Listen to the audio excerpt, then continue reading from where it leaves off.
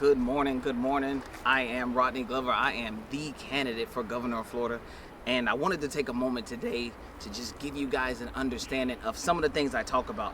In our preamble, we do talk about we the people. We talk about bringing tranquility, but we mostly talk about the general welfare of the United States of America. And I've said this often, the general welfare of the United States of America, it belongs to the citizens. The citizens make up the United States of America. So then you have to start asking yourself, what happens when you fall out of that system? I could easily go somewhere where everybody's doing great, where everybody's doing good, where there are paid for areas where we are supporting the homeless and doing these things. But I happened to be going to the store one day and I ran into this area because I saw some tents just in the woods off the road. So I wanted to come back here and get an opportunity to see exactly what happens if you make a mistake as a citizen in our country today. If we're gonna decide where general welfare stops, one of the things that I would like to do for us is give us an opportunity through legislative authority to give us the ability to vote on this, or to be able to come to the table as citizens and actually say that in our Constitution, we need to address where general welfare stops and where it starts. So as we peruse through here, I want you to all just take a minute to look at what happens when you do make a mistake. What happens when you can't bounce back from that mistake? You're gonna see these things. You're gonna meet individuals that may have stories of why they cannot come back from this. And if indeed we are, as a conglomerate, as a group, as a community, are we the people until something bad happens and then it becomes just you? Or are we gonna be we the people because this is just a civilization and a society in the economy that we work in, live in every day? So I wanna really thank Big Talk Media for being able to come out and film this for me. You guys probably will see edits or so forth and so on, but I have no script, no anything. This is me trying to explain out Article 1, Section 5 of our Constitution, Article 1, Section 8 of our Constitution. If we are laying and collecting these taxes, then we the people needs to also be the individuals who fall outside of this. And if not, then we need to make sure that legislation says that if you make a mistake, that we are going to forget about you. Because this is what is an actual for citizens. This is what we're actually seeing, and this is what we're actually dealing with. So here is our actual problem. Thank you very much. So I'm going to, it's Restaurant Depot's right down the road from me right now. And I was coming past Restaurant Depot and I noticed that there was a tent. And I could see it from the street as I'm driving. I was like, well, what's that tent doing back there? I wonder what's happening. So one day I stopped by here and I just recognized that, hey, there was a bus sitting out in front and it was giving away resources. It was giving away things to people, I guess, who were living back here. So when you come in and you look at the ground and you see what's going on, you can see that when you fall outside of our community, when you fall outside of we the people, you have to start figuring out how things are gonna go. And look at what we do. We figure it out. You know, if the ground's gonna be wet, we're gonna put down this cardboard. Doesn't really matter where they got it from. How many of these donations did you take to a truck? How many of these water bottles did you give to make sure? And this is where it ends up at. No one's gonna necessarily clean this up. So these are also the things that we run into. You know, our state does not provide for coming into these areas and cleaning these things up and making sure that when you do fall outside of community, when you do fall outside of society, that we can still give you a glimpse of help by at minimum coming back here and taking care of the trash. These would be things that I believe that some of our tax money could be used for. Keep in mind that in Florida, we do have a $15.7 billion currency that we could be using for things like this, for just small cleanup projects, just to make sure, again, that if citizens like myself, like you, we're all one mistake away from being here. One decision, one I didn't do my homework because my parents told me to, one I just don't like myself away. One I just can't figure out what I want to do next. One step away from being here and having to figure out if I need to sift through some of this, what we would consider garbage. There is no one who should be looking at this and saying to yourself, if you are not out here, this is garbage. This is something that I would throw away. This is something that most people would not hold on to. this is garbage. But to somebody else, this is how they're living. This is their this is shelter for their feet. This is shelter for their bodies. These are things that they can put together, weave together, sew together to try to make it in a world that has given up or all of a sudden forgot about them. Because again, you can't find this place on the map. I Googled it. I actually sent a message to Google and I called it a new location, dropped the pin and called it homeless area. You know, because we're trying to bring awareness to places. There may be more places in the state of Florida or even in Orlando that mimic this area that I do not know about. As we get further back here, and we're not gonna peruse over this entire area, but these individuals have fanned themselves out and created camps in different locations. Good morning, we are here with Miss Donna Cook. Again, I am a candidate for governor of Florida, Miss Cook. I'm trying to bring awareness to if we the people have forgotten about the people. Yes. Are you an American citizen? Yes. You are an American citizen? Yes. Are you able to tell the citizens how you ended up here? In this particular spot, Homeless. I lost my job.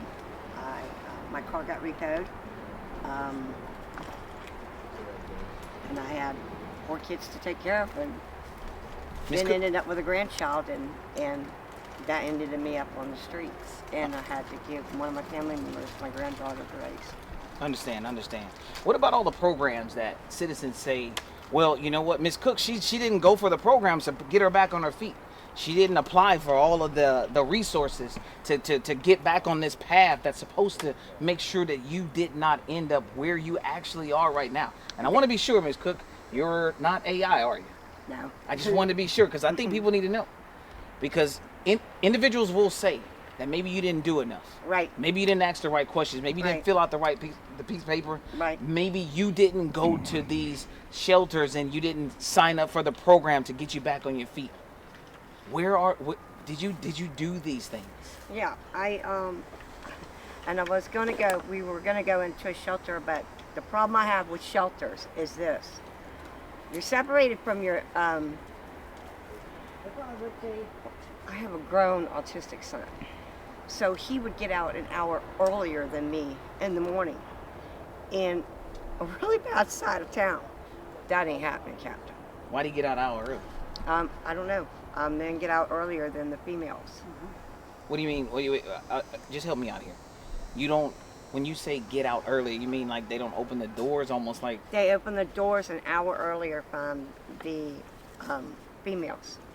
Okay, so you're allowed to leave earlier, or they put you out. They put you out earlier. They put you out. Yes. Okay. I wanted to understand that. After Yes. breakfast, Gotta go. You gotta go.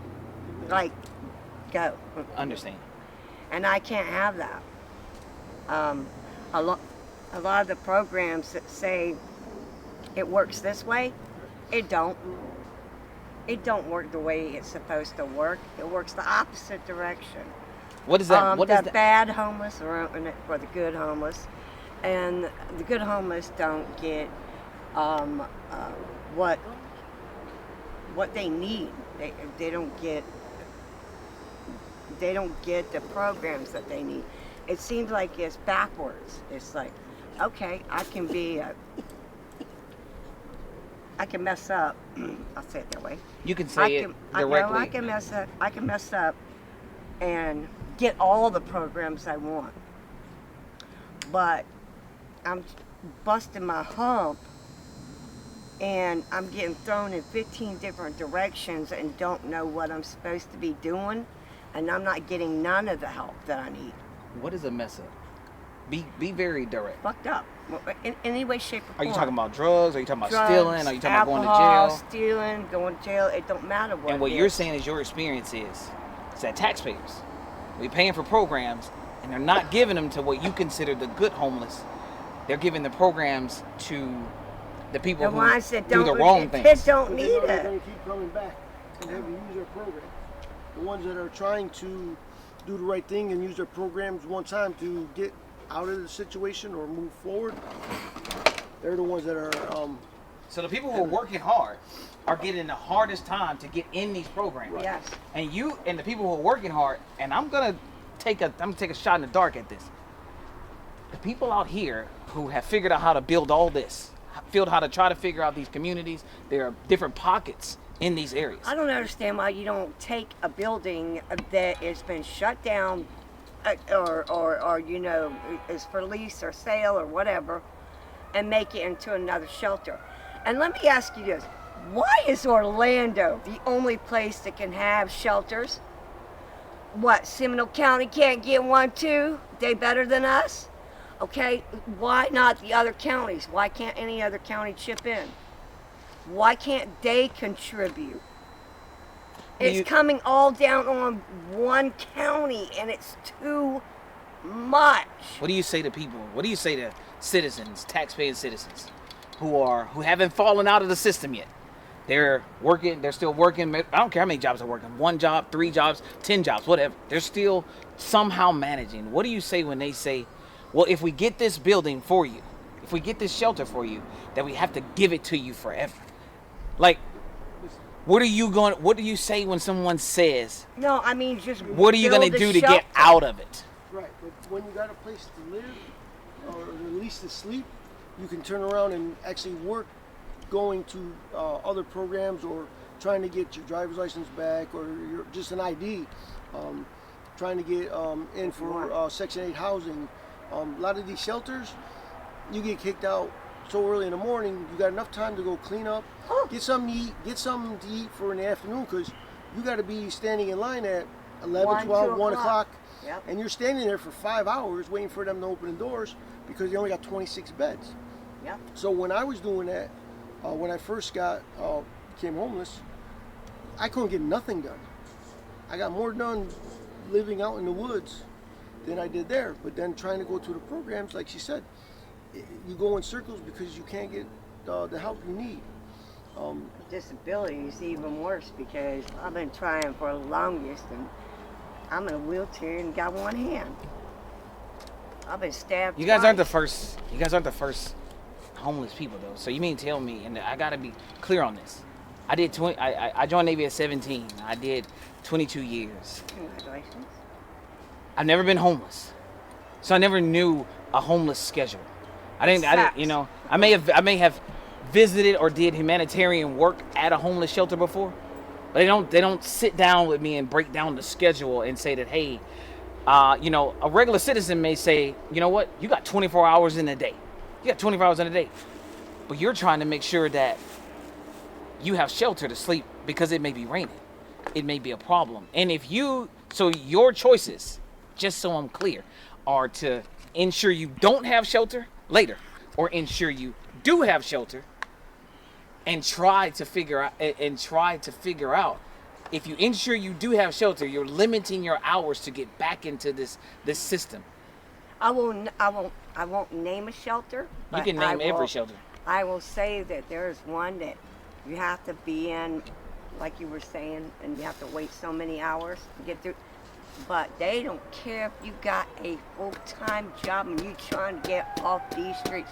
Your butt better be at that gate, like everybody else, to get in and try to get a bed. And let's not even talk about what happens to your stuff, your belongings. And don't leave anything laying down, not even your shoes, while you're in the shower. I've heard that's bad as well. You know, something that I've been asking, and it's just a question I derived from myself after I found this location. I asked myself, where does general welfare stop? It's in our preamble, and it's in our Constitution, Article 1, Section 8. It says that we take taxes. I pay taxes, but no one's ever answered for me where general welfare stops. Okay, So where's this emergency housing at? and that's why I want to know. I want to know, for you, 'Cause where do you everybody feel like says general it's welfare emergency stopped? housing. Where did it stop? Where you felt like, hey, this state, this country is not going to help me rehabilitate or get better. When did you feel like it stopped? When I got out of prison, I did a 15-year stint, day for day, because I used to own a couple companies, small companies, painting and pressure cleaning. Before you keep going, I want to ask this question because it's important to me. What are you gonna say to people who say you deserve exactly what you get because you were a criminal? Because you're gonna get that. You got right, wrong, good, bad, ugly, and in between, and the economic depends on how you housing and everything feel went like it. downhill 2007, 2009, Just saying. and well, 2006, 2007.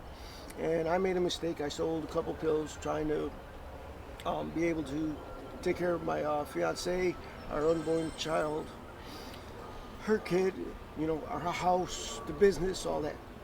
I made a mistake, and I got 15-year day for that. When I came out, there was no place for me to go. I ended up in St. Cloud in the Veteran Transition House. I'm a veteran. I was in the Army. Unfortunately, I didn't complete my whole 2-year thing, which is a whole nother story.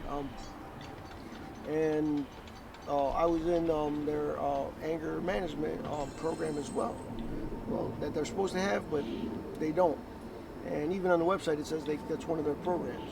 Well, I got kicked out because of my PTSD and anger issues. So I got in an argument with somebody 2 weeks in a row. So when I got put out, there was nothing for me. I still had no income, no way to do anything because my ID was outdated since 2011. So with that, very little places would take my ID. So even if I made money, I went to cash a check or go get my prescriptions or anything like that, there was times I couldn't even get them.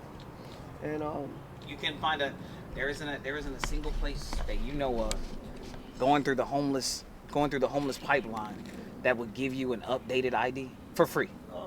there's one place, iDignity, that usually helps people, but when I went, they don't. You know, I went through the thing and they told me they were going to get my the biggest problem is getting my birth certificate from New York.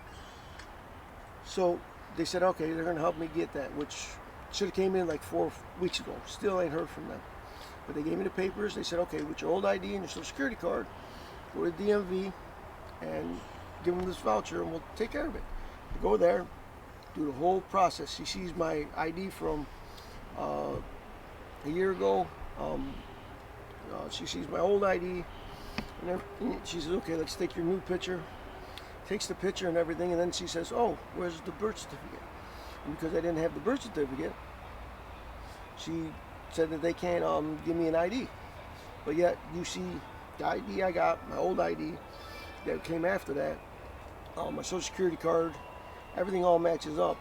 And you see that I've had Florida IDs for decades, even the driver's license for decades. But yet, for some reason, that little piece of paper stopped me from getting it. Well, I can't get anything without it. That's the biggest problem why I'm still here. I had to go get a law firm out of Wisconsin to do my Social Security because it was such a pain to get anything done without an ID. I understand. So essentially, from one extreme to another, Yep. you never having been any time whatsoever. Life is just hard on you. You haven't had life be hard on you in dead time. From one extreme to the next, you end up in the same exact place.